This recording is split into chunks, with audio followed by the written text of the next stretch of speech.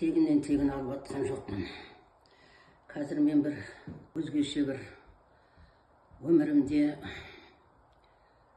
жақсы істеріменен көрініп, елге танымал болған азаматша Мырзагүл Ырсалықызы Тұрымбетова туралы кішкене ой қозғап өткім келіп отыр.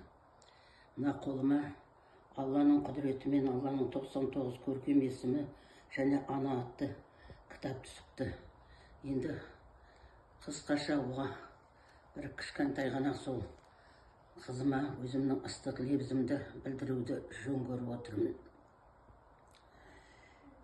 Алла тағала өзі әр дәуірде, әр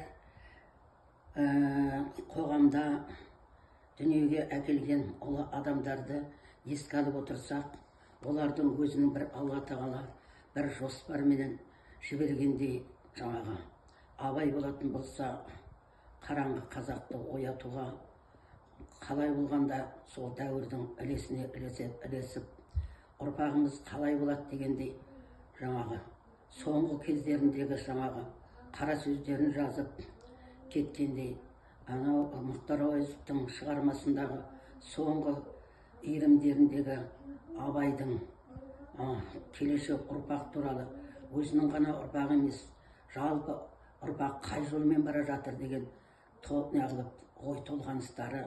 Кейінгі біздің 45-ші жыл, 41-ші жылы Ұлы Отан соғысы, одан кейінгі елді соғыстан кейін қайта қалпына келтіру, міне сол кездерде біз дүниеге келіп жатқан пенделер екенбіз.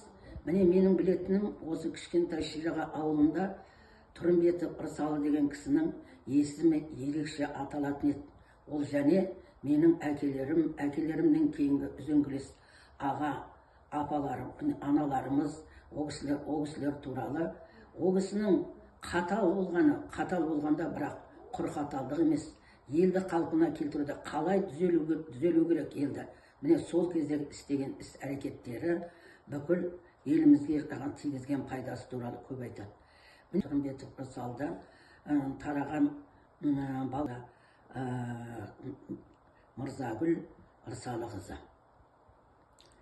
Мырзагүл туралы айтсам, жасынан өзі өжет, алғыр болып өсті, сабақты жақсы оқыды беске.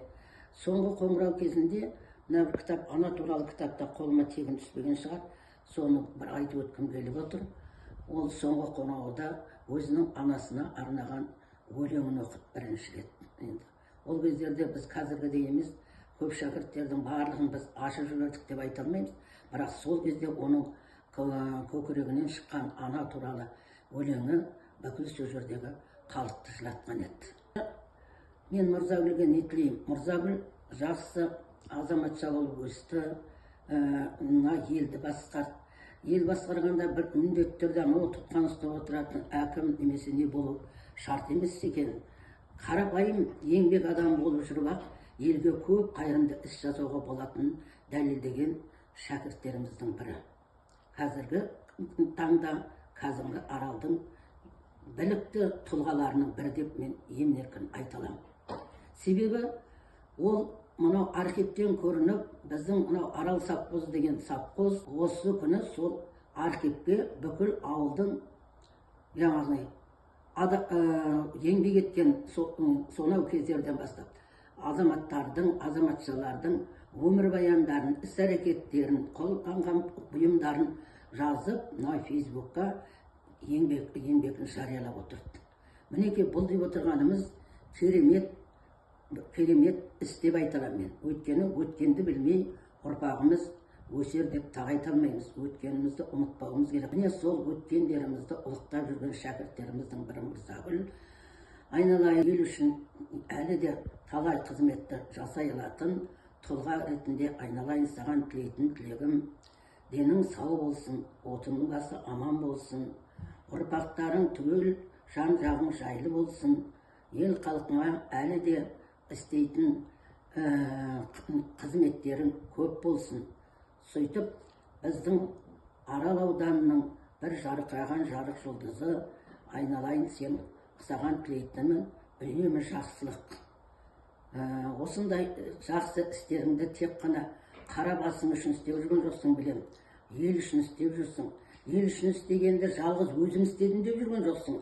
Жаныңда жүрген жолдастарыңды, бірге оқыған құрдастарыңды, сол білетін танымды азаматтарды соған тарта біліп, оларға да ұйытқы болып жүрсің.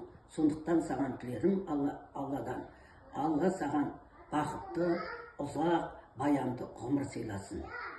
Алла тағала ел танитын, ел сыйлайтын азамат болып жүре берейін, алайын. Бақытты бол.